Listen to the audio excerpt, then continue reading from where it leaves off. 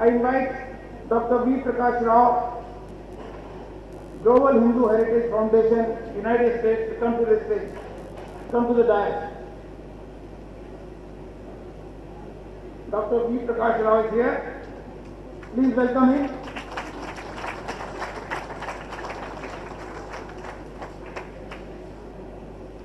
I invite Mrs. Prema Raghavan to present a bouquet to Dr. V. Prakasarao. I invite Deepak Chaudhary from Haryana to come and present a bouquet to Dr. Prakasarao. Prema Raghavan ji and Deepak Chaudhary to present the bouquet to welcome Dr. Prakasarao.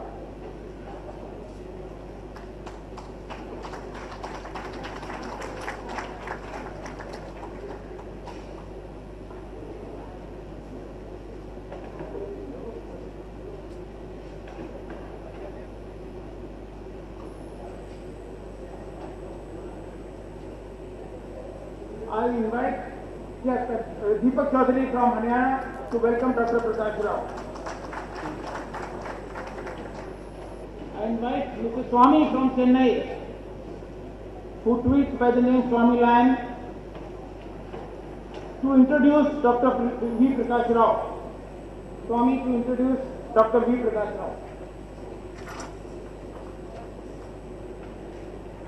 Good morning, fellow PTs and respected dignitaries on the stage. It's my pleasure to introduce you Prakasarao Velagapudi, who has done a PhD from US. His academics include MA degree from Rural Economics and Development from Andhra.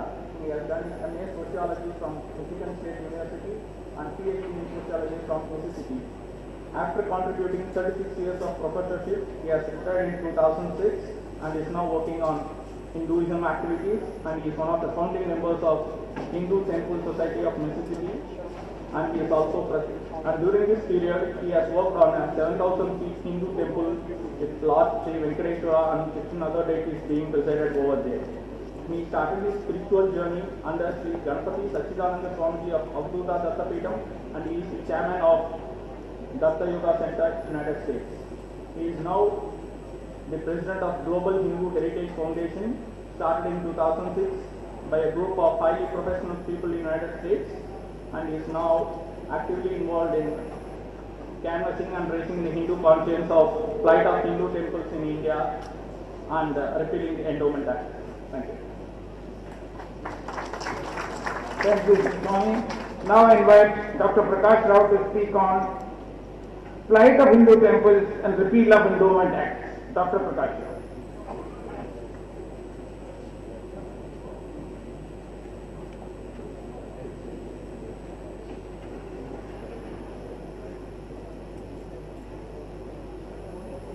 Namaste. I want to thank Dr. Swami and Dr. Vaidyanathan that I communicate frequently. As he mentioned, I went to United States in 1965. I have done all the things and then returned to India in 2006. I was aghast. I was disappointed. I was tormented with the kind of things that are taking place in India. One news item on August 23rd, 2006, where it says, Y.S. Rajshekhar Reddy, the Chief Minister of Andhra Pradesh, issued GO 29, by which he allocated crores of rupees for the construction of churches and renovation of new churches, renovation of old churches.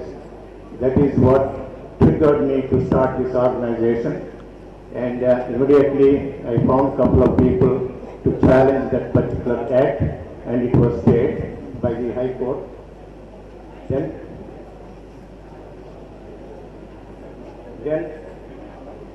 Then we started this. Then we started Global Hindu Heritage Foundation in 2006, and then we realized the kind of damage that is taking place in India, because Hindu temples are the roots of our strength, and basically they are trying to destroy what belongs to us what is the strength of our country. They have enactment act, there is an act called Endowment Act, by which they can take over all the temples that are making certain amount of money. If they don't make money, they don't worry about it, so they just let it dilapidate. So they take only the temples that make money. In North India, most of the states have taken over only the richest temples. Siddhivinayaka temple and Shirdi Sai Baba temple, Amarnath temple and Kashi Vishwanath temple and so on and so on. Whereas in the south, all 4 states have enacted this Endowment Act by which they have taken over all the temples that are making more than 50,000 rupees per year. So in Andhra Pradesh, it's like 32,000 temples that are under government control, and there is no way you can account for any amount of money and how they spend it. They basically loot all the money, they encroach all the lands, they sell the lands, they take the jewelry, you name it, it is happening. So you can just go to our website, SaveTemples.org, you may get a glimpse of some information, and I have few copies, I think some of you may get, and it will give you a lot of information, state by state, Karnataka, Andhra Pradesh, Kerala, and then Karnataka, and all the things that I am talking about. Now, what is it that we have done? So, basically, I didn't know much about all these things until I just that particular incident hit me hard. Then we came to know about the Endowment Act. Then we realized how many people really don't know anything about it. I would say 99.9% probably knows anything about the Endowment Act and the kind of damage it is doing to our culture. So our task was how to awaken the Hindus. So we have done 2 Padayatras, 6 months in 2007, in 2008 also we have done Padayatra, going through the villages, 6 months each year, telling the people these temples belong to them, they don't belong to the government, they need to go to the temples, they need to take the children, so on and so on. This is a kind of effort that we made in order to make all Hindus aware of what is happening to our temples. We have also done at least about 20 times. We went to High Court and then litigated, because any time they are announcing to sell the land of the temples, we go to court and we get stay order. Once we get stay order, very rarely the government will come and testify how they can sell. So that's the reason we have to do some legwork. If you know any temple land is being sold, please go to the High Court and then get the stay order, and they will never come back, because there is no way they can justify why they are selling the land. And we have done other things. I think some of you heard Vakula Mata temple, we have raised the issue, and there is illegal mining going on. Almost 3/4 of the mountain was dilapidated, and so we have taken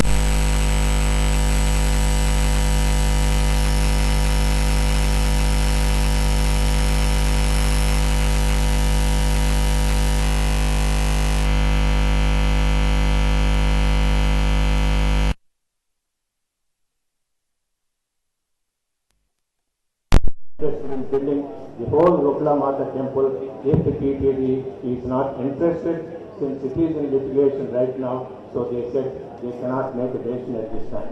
So in the same way, so we have housing plots. PTD has given plots, housing plots, about 150 acres. So we challenged it in the High Court. It went all the way up to the Supreme Court. The Supreme Court also agreed with our position not to give these plots to the employees. Why? Very simple. Because the Christians and the Muslims will be looking over very closely, because whenever I am given a housing plot, obviously I will sell it the highest bidder. Within 20 years or 15 years, that particular colony will become either a Muslim colony or a Islamic colony. So basically, at the doorsteps of Balaji, so you will have a colony that is of other religions. So that's the reason we contested it. So we have been successful on that one.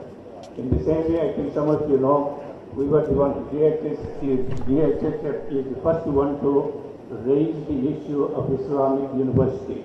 Islamic University was going on, the construction was going on for the last 3 years, but nobody paid any attention to it. So we were the ones who were able to go, take pictures, release it, and within 6 months, the whole thing has finished. So even High Court and everybody, even the governor, you name it, every politician is agreed that there should not be any Islamic university, so it is still in litigation. So now, but we are also, as I mentioned, it is a Global Hindu Heritage Foundation, so we have taken a number of positions. I think in Narendra Modi and Dr. Swami, I have written a letter actually in February before the elections, listing about 21 points. If we have to make India a Hindu Rashtra, there is no reason why it should not be a Hindu Rashtra when other people have 58 countries in their belt, and we are the only religious people who don't have a land. If I want to go to a Hindu country, where is it? Muslims have 58 countries, Jews have their own country, and then Christians have their own countries. With 1.2 billion Hindus, it is shame on us that we don't even have a Hindu Rashtra. So first of all, we need to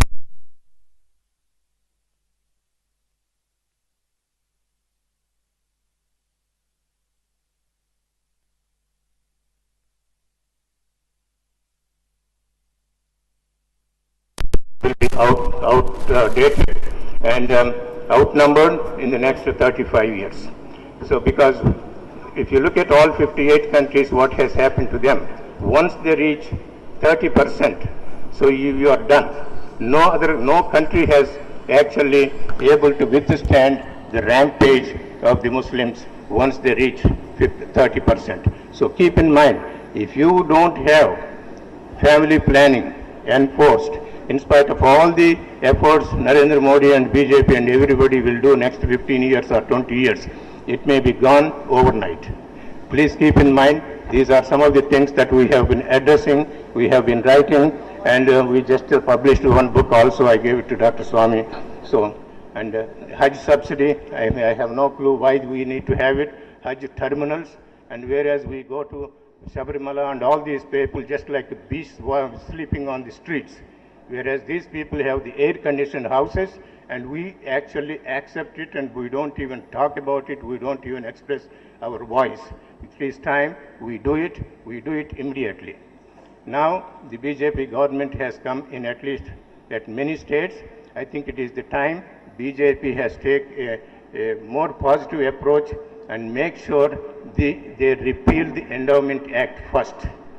All BJP government should repeal the Endowment Act and give these temples back to the Hindus, so that way they can say what they mean. So this is the time. I think we request Narendra Modi and Dr. Swami, everybody, to look at what is happening to our Hinduism. So we have litigated number of cases.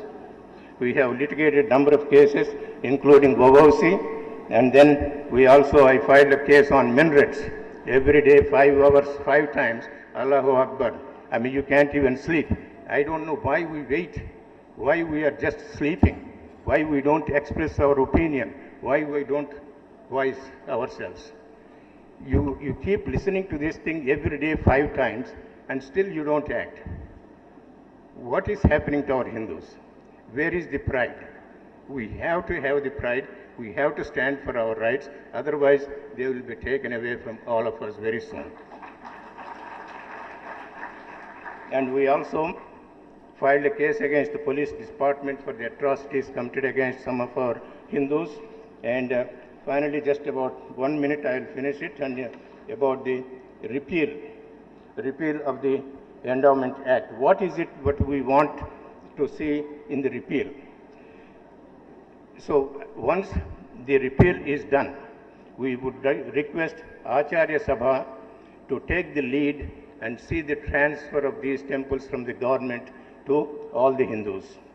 Now, they should appoint the apex committee consisting of maybe 15 or 20, whatever it is. They should be responsible for enforcing all the rules and the regulations. There are a number of white papers, so-called white papers, as to how to manage our temples. We should look at all of them, have a discussion. Yesterday I was talking to Dr. Swami. He said, I need to start something in the US and come up with some plan before you can bring it to India. So I think we are going to take care of that one. In US, we are going to have a conference as to how to manage our temples in India. And of course, according to this white paper, we will have our own legal bureau. So their decision will be final. If there are any differences or any problems come in the management of Hindu temples, this is the legal body that should be able to address all the issues. So that way we will be self-sufficient, self-independent also. All the lands that have been sold in the last 100 years, there should be a clause to make sure all these lands are given back to the temples that they belong to. Because they have taken those temples, there are so many dilapidated temples right now. Because the income is gone, the priests are gone, the people cannot go to the temples. Unless we take those temple lands back or give current rate value, so we should not accept any amendment where it will release all the temples to our government. And of course, a lot of other things, so I don't think I want to go through all the main things, but I want you to go to our website, SaveTemples.org, and so you will get all the information that you can find. And we also, to make people aware of it, we have also released a CD in Telugu. Only 2 days ago, we released this CD in Hindi. Sadhvi Ritambara Devi released it day before yesterday. So we have about 150, so we will put it at the table. Please pick up, because this CD will tell you why we have to go to the temple. What is the significance of the temple? Every aspect of the temple, Pradakshina, Rajagopuram, anything that you think about, they are in this particular CD. So please grab one of the CDs, and so I would appreciate listening to my message. So please be proud of India, stand for Hinduism, stand for Bharat, be a proud Hindu, work toward Hindu Rashtra. If we don't have Hindu Rashtra, so we will be 59th country. Namaste. There is an opportunity for question and answer. Those who want to ask a question, please ask for the mic. Mic will reach you. We have 7 minutes slated for question and answer session, though we are running 10 minutes behind the schedule. So please be brief in asking the question. And I repeat, those who do not get the chance to ask the question because of short of this time, they can write their question. We will pass it to Dr. Prakasarao, and he will answer the question later through mail also. Please pass on the mic to the people who want to ask the question. Volunteers are requested to please do the needful. Sir, what are you doing for temples in Kashmir? Are they in your agenda? Say it again, please. My question is, what are you doing for the temples in Kashmir where the land is being encroached? Is this a part of your agenda? Yes, it is. It is. In fact, you see, we have written extensively on that one. If you go to our website, so every article I write, I wrote about 200 articles you will find in our website, SaveTemples. In every article that we write, we talk about the Kashmiri Pandits. And they have the lands also, the temples also. Everything is included in that one. Please. नमस्ते, मैं बिस्वा नोएडा से, बिस्वा पानीग्राही नोएडा से। मेरा सवाल आपसे ये है कि गुरुद्वारा में बहुत अच्छा मैनेजमेंट होता है, जैसे कि साफ सफाई वॉलंटियर्स का, लेकिन मंदिर में स्वच्छ नहीं होता, क्लीनलीनेस जो चीज़ है वो मैनेजमेंट नहीं हो पाता। If you can say it in English, I would appreciate. Okay. Basically, when we compare all Gurudwara's management, the cleanliness and the volunteers are working in a very systematic way. whereas our Hindu temples do not have these things. So the management, we have to think about the Hindu management of temples. So only the revenues are collected, but the management and the services to the devotees who are visiting are very less. So what do you feel about it? Anybody has any idea what I could follow actually? Question was not audible properly. Yeah, If the speaker is requested to please use the mic little away so that the mic can catch your question and then it can be passed on to Professor. Yeah, she wants to ask. Let him repeat the question if you can clearly ask the question. Yeah. Basically, can you hear me now? Can you come in by that time this lady will ask me a question? You can ask the question. Yeah. Mic. Hello, I'm Prema Raghavan from Baroda. What's the rationale behind giving concession to Muslim for the Hajj Yatra in a secular country? Will you abolish it? You see, we have been advocating that one. It should have been abolished the day it was announced by Nehru. If you remember, Nehru was the one who announced this one. The day before, one day before, he requested Rajendra Prasad not to go to, what is that temple, I forget now, not to inaugurate, Somnath. He asked Rajendra Prasad not to go to the Somnath temple because it is a religious event. The next day, the very next day, he comes up and says, okay, we are going to send all the Muslims to the Hajj. So that is the hypocrisy that is happening. I think we have to pay attention. We need to know the history of what is happening to our culture. So that way I think we will be equipped to follow all our leaders, Dr. Swami, Narendra Modi and all the people. So that way we will have a united front. Only by uniting ourselves we can fight, because it is a big fight. We may think it is not. So Kashmir is almost gone, Bengal is gone, Assam is gone, Kerala is gone. Gone means we are talking about close to 30% plus Muslims. Once they reach, as I mentioned, it's very difficult to defend ourselves. So we have to be in the middle of the country, Telangana. So most likely it is going to be an Islamic-dominated society in the next 15-20 years. So we just have to be careful, and we have to plan for the future. Hello, sir. Just enough time for one more question. Lady in third row.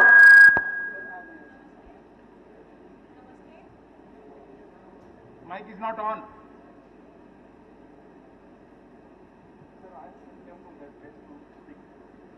Hello.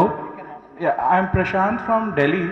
I totally agree with what you said, but there is also the other part of the story where temples like the Bake Bihari temple in Vrindavan are under the control of very few group of pandits, and the facilities for the yatris and devotees is atrocious. So what is the middle way where it does not go to that extent also? I don't think we are not able to hear clearly. That's the whole problem. What I'm saying is, though we want that the government should not be in control of the temples, we have the other extreme where prominent temples like the Bake Bihari temple in Vrindavan is in the control of a group of few pandits who are again doing with all that funds that come in, and yet not doing anything for the temple itself. I don't know what you're mentioning. Yeah, okay. You see, this is the issue that we all have to decide. I think, once there is a repealment of Act, it's not going to just overnight. Every state has different issues. It has to be at the state level, this repeal of Endowment Act.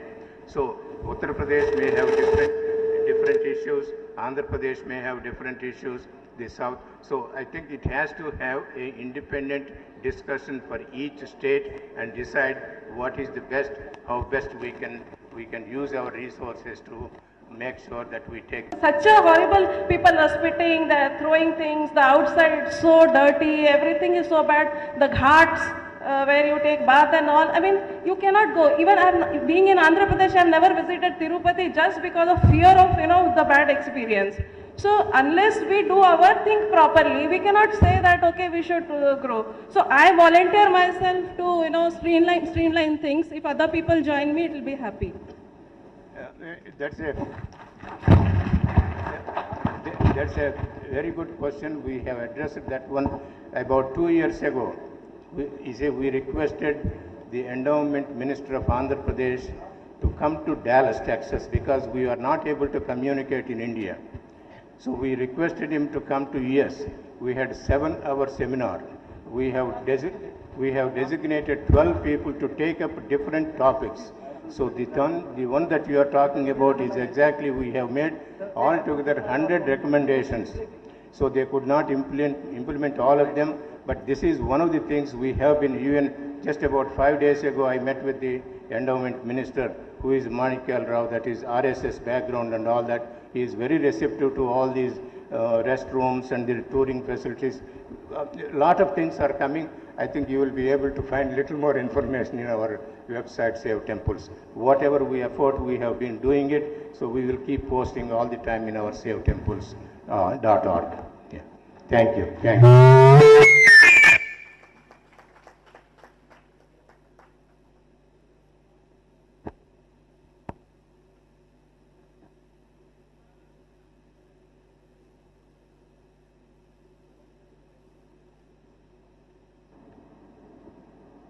Singh from University of Patna.